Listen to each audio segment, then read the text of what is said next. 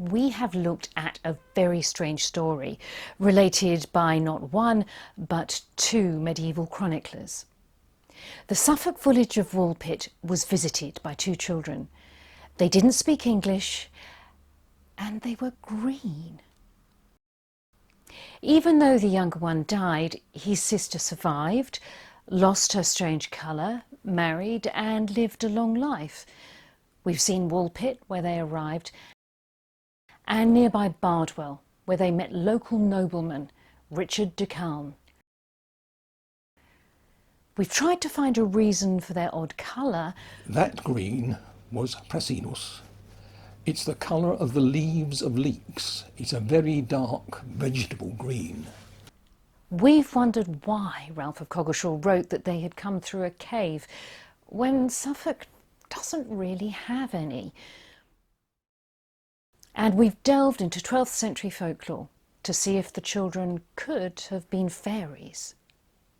It seems that there isn't really very much evidence of fairies being considered green. But the idea of greenness as being associated with the fairies in the later folk tradition is very much clothes only. So much of their story seems to suggest that they were otherworldly. But were the Green Children of Woolpit fairies or just foreign?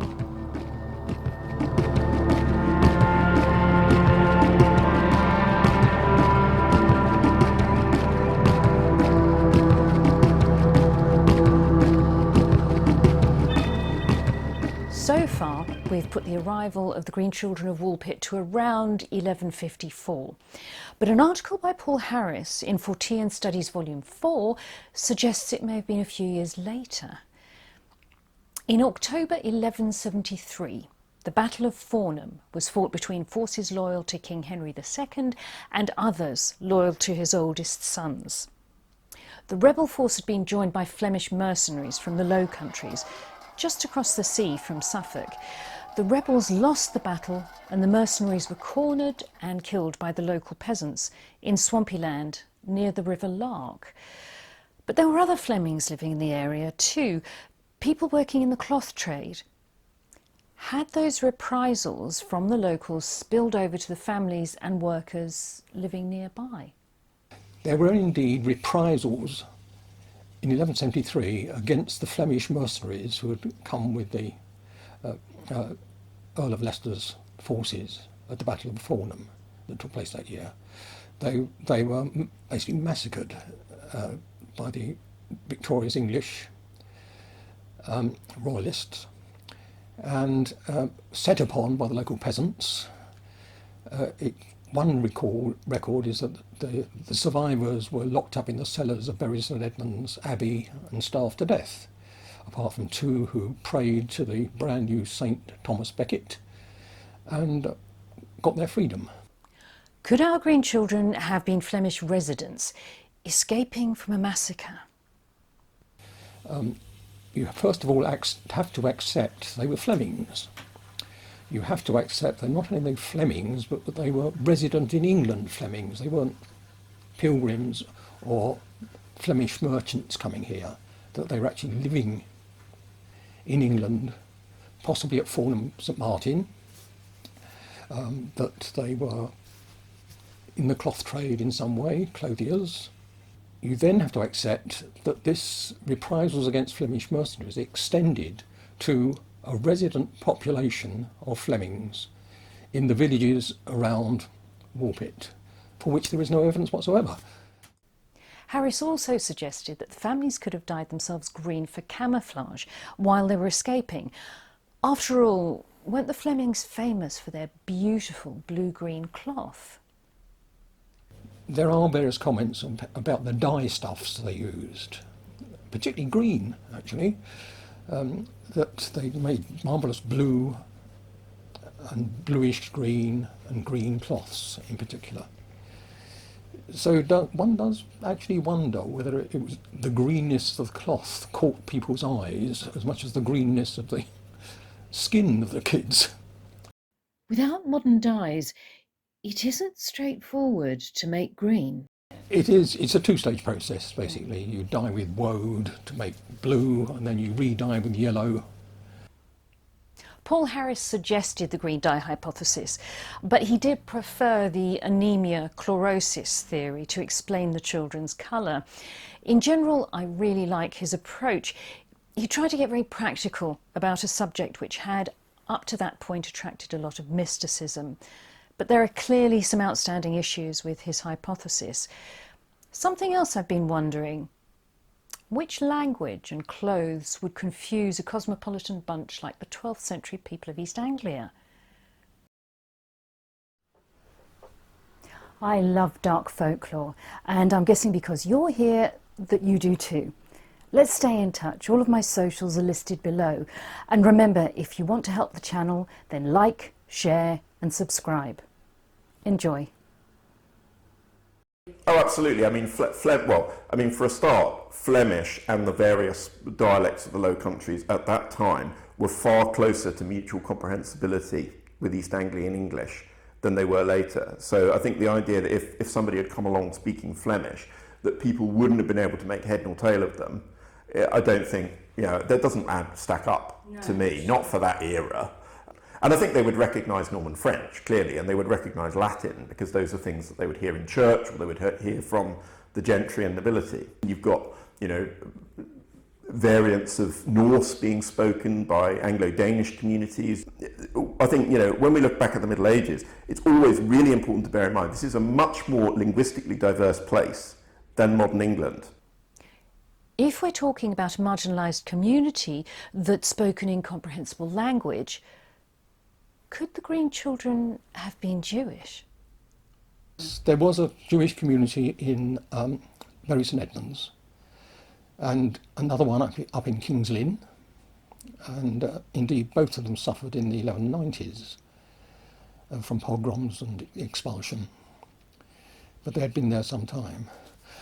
The problem with that, actually, quite surprising, is the language. So yeah, it's certainly Norman French. We know that the Jewish community in England almost certainly never spoke English, and that's because of their almost exclusive association and interaction with Anglo-Norman speaking elites, because they are lending money within that elite community. And because of their connections with the Jewish community in Provence and northern France as well. Well, I think that there is no love lost between the English underclass and the Jewish community. They see them as other, both on a religious level, clearly, but also on a social level, because they do not belong to the same English-speaking community. Is there another clue in that the children wouldn't eat normal food? The Green Girl, according to William, later said they wouldn't eat the food because she thought it was incomestibilia. It was inedible, which could mean taboo, actually. It could mean non-kosher.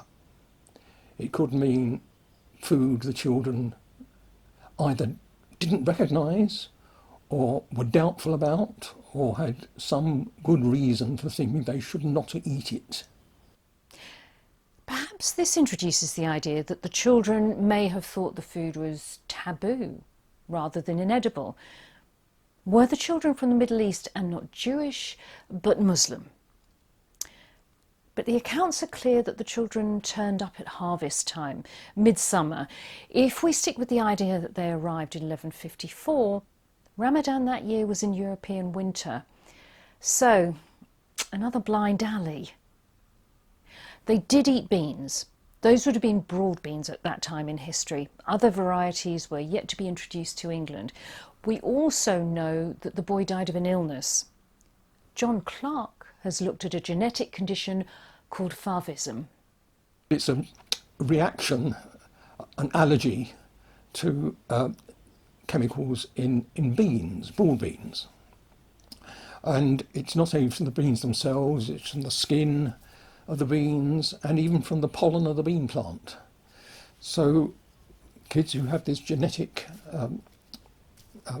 condition can catch it simply by being out in a bean field or helping their parents pluck the beans, and certainly from eating beans.